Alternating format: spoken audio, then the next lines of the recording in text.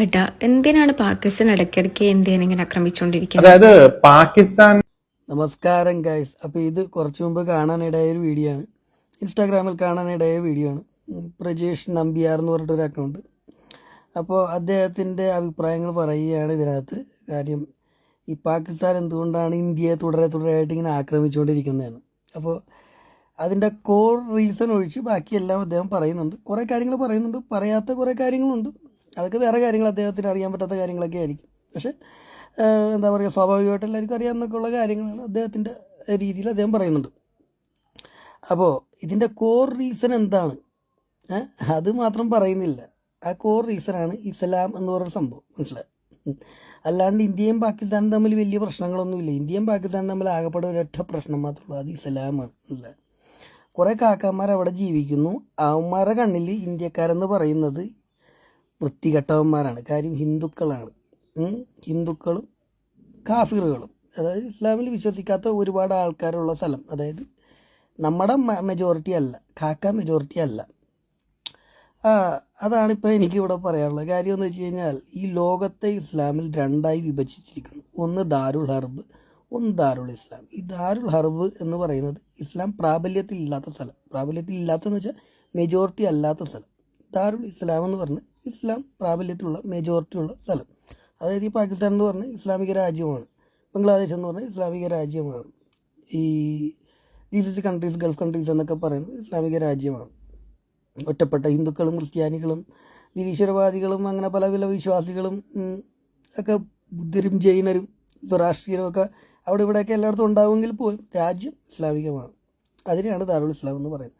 അപ്പോൾ ഈ ദാരുൽ ഹർബ്, അതായത് ഇസ്ലാമികമല്ലാത്ത രാജ്യങ്ങൾ ഇസ്ലാമികമാക്കുക എന്നുള്ളത് ഇന്നും നിലയുമല്ല, അത് പണ്ട് നബി ഉണ്ടായിരുന്നപ്പോൾ തൊട്ട് തള്ളിവിട്ടൊരു സംഭവമാണ്.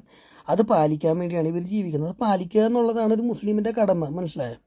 ഈ ലോകം ഇസ്ലാമികമാക്കുക, നമ്മുടെ കോൺട്രിബ്യൂഷൻ നമുക്ക് ചെയ്യുക എന്നുള്ളതാണ്. അതിൻ്റെ പേരാണ് ജിഹാദ് എന്ന് പറയുന്നത്, മനസ്സിലായോ? ഇസ്ലാം പരത്തുക എന്നുള്ള സംഭവം. അതിന് നമുക്ക് എന്ത് മാർഗം വേണം സ്വീകരിക്കാം. ആ മാർഗത്തിൻ്റെ പേരാണ് ജിഹാദ് എന്ന് പറയുന്നത്.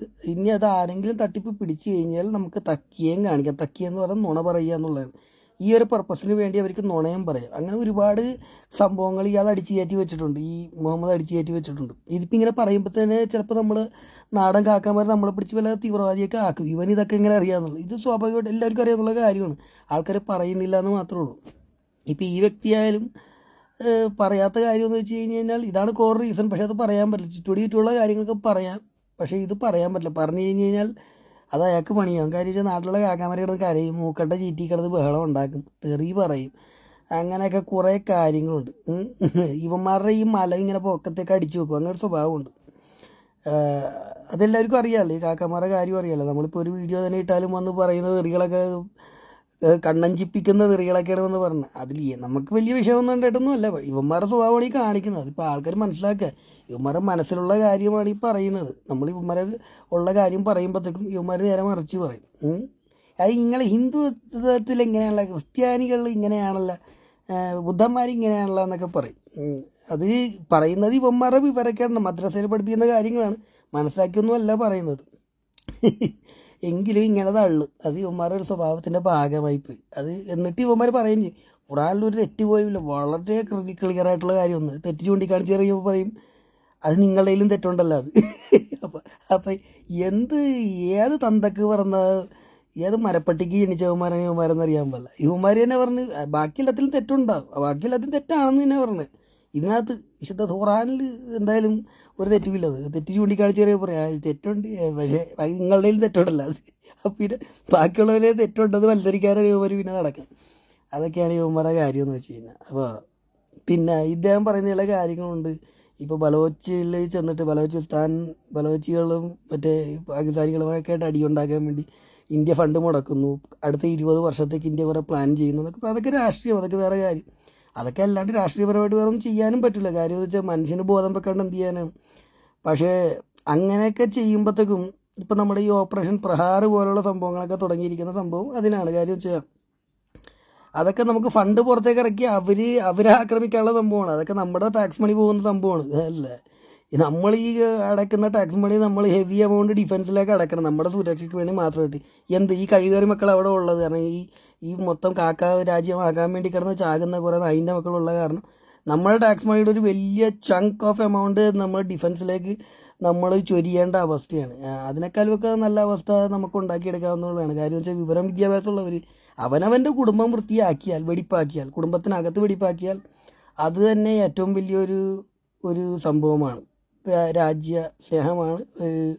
എന്താ പറയുക, ഏറ്റവും വലിയ സർവീസാണ് രാജ്യത്തോട് ചെയ്യുന്നത് എല്ലാ പൗരന്മാരും. അപ്പോൾ അതുകൊണ്ട് ഇസ്ലാം എന്നൊരു സംഭവം അതൊരു വൈറസാണ്. അപ്പോൾ അതിനു വേണ്ടി പ്രവർത്തിക്കുന്ന ചില സംഘടനകളൊക്കെ ഇപ്പം നമ്മുടെ കേരളത്തിൽ തന്നെ ഉണ്ട്. ലിറ്റ്മസ്, എസൻസ് ഗ്ലോബൽ പോലെയുള്ള സംഭവങ്ങൾ, പല എക്സ് മുസ്ലിംസും ഒക്കെ വന്നിട്ട് പല കാര്യങ്ങളൊക്കെ പറയുന്നുണ്ട്. ഈ ശ്രീ ആരിഫ് ഹുസൈൻ, പിന്നെ മറ്റേ എന്താ പറയുക, ഒരു ജമീല ടീച്ചർ, ജാമിദ ടീച്ചർ എന്നൊക്കെ പറഞ്ഞ്, പിന്നെ അങ്ങനെ പല പ്രമുഖന്മാരുമായിട്ടുള്ള ആൾക്കാർ, അവരൊക്കെ ചെയ്യുന്നത് വലിയൊരു സർവീസാണ്.